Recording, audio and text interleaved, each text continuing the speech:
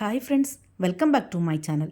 இந்த வீடியோவில் நம்ம நேந்திரம் பழத்தை வச்சு ஒரு ஸ்வீட் ரெசிபி தான் பார்க்க போகிறோம். வாங்க வீடியோக்குள்ளே போய் பார்க்கலாம்.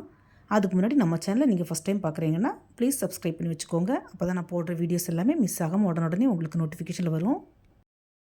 நான் இந்த நேந்திரம் பழத்தை வச்சு நேந்திரம்பழம் அப்பம், அதாவது கேரளத்து பழம்பொரியும் நேந்திரம்பழம் புளிசிரி, அதாவது மோர் குழம்பு ரெண்டும் செஞ்சு ரீசெண்டாக அப்லோட் பண்ணியிருக்கிறேன். என்னுடைய சேனலில் போய் செக் பண்ணிக்கோங்க ஃப்ரெண்ட்ஸ். இந்த வீடியோவில் கொஞ்சம் டிஃப்ரெண்ட்டாக ஸ்டஃப்டு பனானா ஸ்வீட் தான் பார்க்க போகிறோம். வாங்க எப்படின்னு பார்க்கலாம். நான் இந்த ஸ்வீட் பண்ணுறதுக்கு ஒரே ஒரு வாழைப்பழம் தான் எடுத்துருக்கிறேன். இந்த ஸ்டஃப்டு பனானா பண்ணுறதுக்கு ஃபஸ்ட்டு ஒரு பேட்டர் ரெடி பண்ணணும். இந்த ஸ்வீட் பண்ணுறதுக்கு கொஞ்சமாக மைதா மாவு எடுத்துக்கலாம். கூடவே கொஞ்சம் சீனி ஆட் பண்ணணும். நான் சுகர் பவுடர் ஆட் பண்ணியிருக்கிறேன். நீங்கள் நார்மல் சீனி கூட ஆட் பண்ணிக்கலாம்.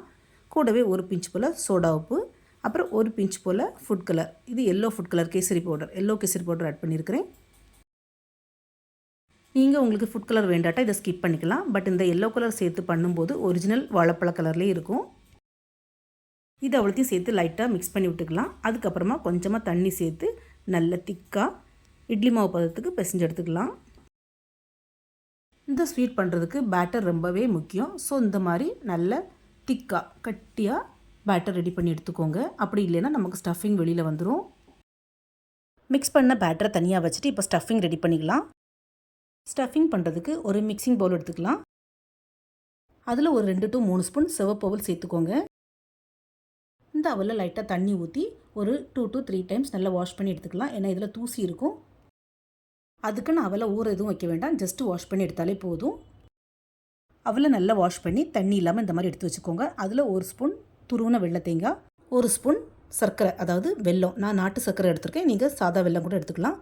கூடவே ஒரு பிஞ்ச் ஏலக்காய் பொடி, ஒரு அரை ஸ்பூன் போல் நெய் சேர்த்து நல்லா மிக்ஸ் பண்ணி விட்டுக்கலாம். நம்ம சேர்த்த தேங்காய் வெல்லத்தில் உள்ள ஈரப்பதத்திலே இந்த அவல் நல்லா சாஃப்டாக மிக்ஸ் ஆயிரும். பனானா ஸ்வீட் பண்ணுறதுக்கு நம்ம இப்போ பேட்டரும் ரெடி பண்ணியாச்சு, ஸ்டஃபிங் ரெடி பண்ணியாச்சு. இப்போ பனானாவும் எடுத்துக்கலாம். நான் பெரிய வாழைப்பழமாக இருக்கிறதுனால இதை 3ஆக கட் பண்ணி எடுக்க போகிறேன். நீங்கள் சின்ன வாழைப்பழம் யூஸ் பண்ணுறதா இருந்தால் முழுசாகவே வச்சு அப்படியே ஸ்டஃபிங் பண்ணலாம். வாழைப்பழத்தை இந்த மாதிரி பீஸ் போட்டு எடுத்ததுக்கப்புறமா மிடில் போர்ஷனில் கத்தி வச்சு பாதி வரைக்கும் நம்ம இந்த மாதிரி கட் பண்ணி எடுத்துக்கலாம். வாழைப்பழத்தை இந்த மாதிரி லேஸாக, அதாவது பாதி போர்ஷன் வரைக்கும் தான் கட் பண்ணி எடுக்கணும். ஃபுல்லாக கட் பண்ணி எடுத்தாச்சுன்னா நமக்கு ஸ்டஃபிங் உள்ளே நிற்காது. ஸோ அதை மட்டும் கொஞ்சம் கவனமாக கட் பண்ணி எடுத்துக்கோங்க ஃப்ரெண்ட்ஸ். இதுக்குள்ளால் தான் நம்ம ஸ்டஃபிங் வைக்கணும். ஸோ இந்த மாதிரி ஒரு சின்ன ஸ்பூன் எடுத்து இந்த வாழைப்பழத்துக்கு உள்ளால் நம்ம ரெடி பண்ணி வச்சுருந்த அவலை உள்ளே ஸ்டஃப் பண்ணிக்கலாம். அதுக்கு நிறைய திணிக்க வேண்டாம்.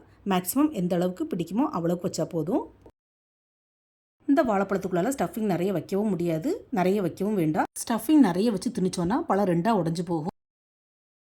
இந்த மாதிரி எல்லா வாழைப்பழ பீசஸ்லையும் ஸ்டஃபிங்கை ரெடி பண்ணி எடுத்துக்கலாம். இப்போ சைடில் கேஸ் ஸ்டவ்வில் கொஞ்சம் எண்ணெயை காய வச்சுக்கலாம். ஸ்டஃப் பண்ண பனானாவை இந்த மாதிரி பேட்டரில் நல்லா டிப் பண்ணி சூடான எண்ணெயில் போட்டுக்கலாம். ஃப்ளேமை கொஞ்சம் மீடியம்லேயே வச்சுக்கோங்க. அதே மாதிரி எண்ணெயில் ஒரு வாழைப்பழ பீஸை போட்டதுக்கு அப்புறமா ஒரு 20 to 30 செகண்ட்ஸ் கழிஞ்சதுக்கப்புறமா அடுத்த பீஸை போட்டுக்கோங்க. அப்போ தான் ஒன்றோடனு ஒட்டாமல் வரும். அப்படி இல்லைன்னா மைதா மாவு ஒன்றோடனு ஒட்டி பிடிச்சிக்கும். அதே மாதிரி அடுத்த பீஸை போடும்போது இதே மாதிரி ஒரு 20 to 30 செகண்ட்ஸ் கழிஞ்சதுக்கப்புறமா அடுத்த பீஸை போட்டுக்கோங்க. அப்போ ஒரு சைடில் நல்லா வெந்து இந்த மாதிரி கோல்டன் ப்ரௌன் வந்ததும் லைட்டாக ஃப்ளிப் பண்ணி விட்டுக்கலாம். பாருங்கள், ஸ்வீட்டும் ஒன்றோடனு ஒட்டாமல் ஸ்டஃபிங்கும் வெளியில் வராமல் சூப்பராக வந்திருக்குது. நான் சொன்ன மாதிரி டிப்ஸை ஃபாலோ பண்ணிங்கன்னா உங்களுக்கும் இதே மாதிரி ஸ்வீட் கிடைக்கும். பொதுவாகவே நம்ம எந்த ஒரு ஸ்வீட் பண்ணுறதா இருந்தாலும் அதோட ஷேப் நல்லா இருந்தால் தான் ஸ்வீட்டும் நல்லாயிருக்கும். ஸோ அதை மட்டும் கொஞ்சம் கவனமாக பார்த்து பண்ணிக்கோங்க ஃப்ரெண்ட்ஸ். வாழைப்பழ ஸ்வீட் இந்த மாதிரி 2 சைடும் நல்லா கிறிஸ்பியாக வந்ததுக்கப்புறமா எண்ணெயிலேருந்து எடுத்து தனியாக வச்சிடலாம். அதே மாதிரி நம்ம எல்லோ கேசரி பவுடர் போட்டால் மட்டும்தான் இந்த மாதிரி வாழைப்பழ கலர்லேயே நமக்கு ஸ்வீட் கிடைக்கும். அப்படி இல்லைன்னா நார்மல் ஒயிட்டாக தான் இருக்கும். இந்த ஸ்டஃப்டு பனானா அப்பம் பார்த்திங்கன்னா ஈவினிங் ஸ்நாக்ஸுக்கு ரொம்பவே ஹெவியாக இருக்கும். 1 or 2 பீஸ்க்கு மேலே நமக்கு சாப்பிடவே முடியாது. நான் ஒன்று உங்களுக்கு கட் பண்ணி காட்டுறேன்.